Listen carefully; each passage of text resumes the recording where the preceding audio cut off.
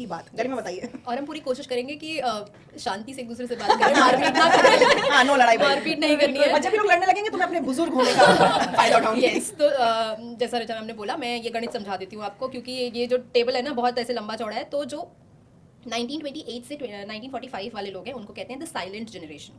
उसके बाद 1946 से आते हैं 1964 वाले लोग जो होते हैं बेबी बूमर्स। फिर होते हैं 1965 से 1980 वाले लोग जिनको जेन एक्स या बूमर्स कहा जाता है। फिर आते हैं 1981 से 1996 वाले जो होते हैं मिलेनियल्स।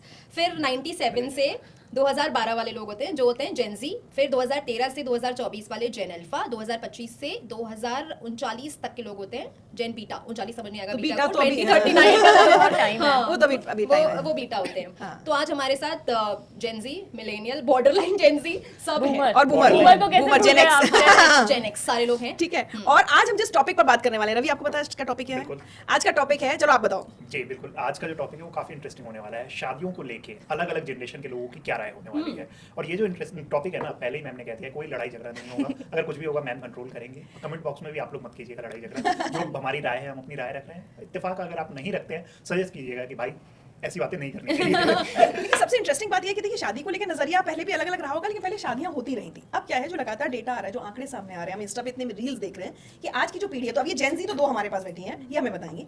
तो लगातार ये रिपोर्ट्स आ रही हैं कि जेन जी शादी ही नहीं करना चाहती। तो आज हम सबसे पहले तो जानना चाहते हैं क्योंकि क्या हो रहा है ना, हमारी पीढ़ी के जो मम्मी पापा है वो परेशान हो रहे हैं कि बच्चे से कह रहे हैं, और ये दोनों पे अप्लाई कर रहा है, बेटे भी और बेटी भी शादी ही नहीं करना चाहते। तो भाई मनीषा, खुशी, आप ही बताओ कि आपकी पीढ़ी शादी क्यों नहीं करना चाहती? मुझे ऐसा लगता है कि ऐसा तो नहीं है कि जेन शादी नहीं करना चाहती है, आंकड़े ऐसा कहते हैं। उसके अगले महीने शादी है। बस तरीके थोड़े बदल गए हैं कि जैसे आप लोगों की जनरेशन में, मुझे नहीं पता है कि जैसे आपकी शादी कैसे हुई, लेकिन मोस्टली मम्मी पापा की जनरेशन में ऐसा होता था कि मम्मी के फादर ने लड़का देख लिया, पापा के फादर ने लड़की देख ली और फाइनल कर दिया। तो आजकल ये सारी चीजें जैसे डिफरेंट चेंज हो रहे हैं। आजकल पापा ही हमें कम से कम 10 लड़के दिखाते हैं कि बेटा जो पसंद आ रहा है उससे करो, है ना। तो ये ऑप्शंस घर वालों ने ही खुद खोल दिए हैं हम लोगों के लिए। तो और उसके बाद गे जेनजी हो या फिर है ना बूमर्स हो या कोई सी भी जनरेशन हो, एक टाइम जब आपका लाइफ में आता है उसके बाद आपको रियलाइज होता है कि पार्टनर होना ही चाहिए।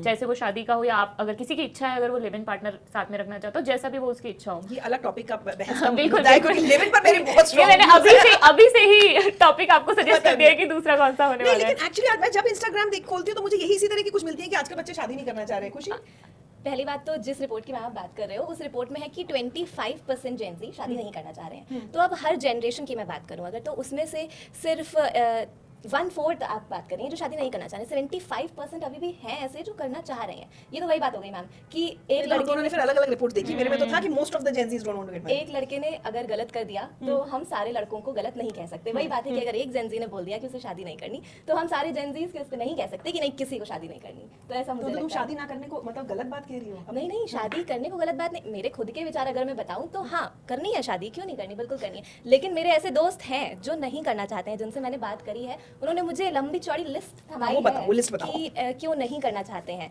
तो ऐसे कई रीजंस हैं। हाइपर इंडिविजुअलिस्टिक जनरेशन भी कहा जाता है जेनजीज को। अब इसमें यह बात है कि इंडिविजुअलिज्म को बहुत ज़्यादा मायने रखते हैं जेनजीज के लिए ये शब्द। तो उन्हें ऐसा लगता है कि अगर हम शादी कर लेंगे तो वो एक इंडिविजुअलिटी मेरी डिवाइड हो जाएगी। लड़कियां सरनेम नहीं बदल रही हैं आजकल, वो इंडिविजुअलिज्म पे बिलीव कर रही हैं। दूसरी चीज़ कि सिंगल और हैप्पी रहना मैरिड और मिजरेबल रहने से 1000 गुना बेहतर मानती है आज की जनरेशन। और तीसरी बात ये कि मैरिज पहले के टाइम में या फिर मैम मिलेनियल्स के भी टाइम तक एक सोशल सिंबल माना जाता था कि ये रिक्वायरमेंट है, सोसाइटी की कितने बड़े हो गए, रिक्वायरमेंट उम्र हो गई तो शादी शादी शादी कर कर दो। लेनी चाहिए। लेकिन जेनजीज के लिए ये एक इंस्टीट्यूशनल कैपस्टोन है, यानी कि ये सारी चीज़ें हासिल करने के बाद, करियर, पैसा, सब कुछ हासिल करने के बाद की ट्रॉफी है। अगर वो इसे करना चाहते हैं या नहीं, ये तब डिसाइड करेंगे वो कि वो इसे करना चाहेंगे जैसे या नहीं करना चाहेंगे। जेन जी से पहले वाली जनरेशन जो थी, मिलेनियल्स जो थे या फिर जो बूमर्स रहे हैं, वो मिलेनियल्स तक फिर भी हो सकता है चीज़ बदल गई हो, लेकिन ज़्यादातर बूमर्स को इसी थॉट प्रोसेस के साथ बड़ा किया था कि लड़कियों को भी और लड़कों को भी शादी तो होनी करनी है। है, हाँ। और वो कंप्लीट होने का एक मतलब ऐसा माना जाता था, आप संपूर्ण हो अब गए हैं, हाँ। अब आप कंप्लीट हो गए हैं जब आपकी शादी हो गई है।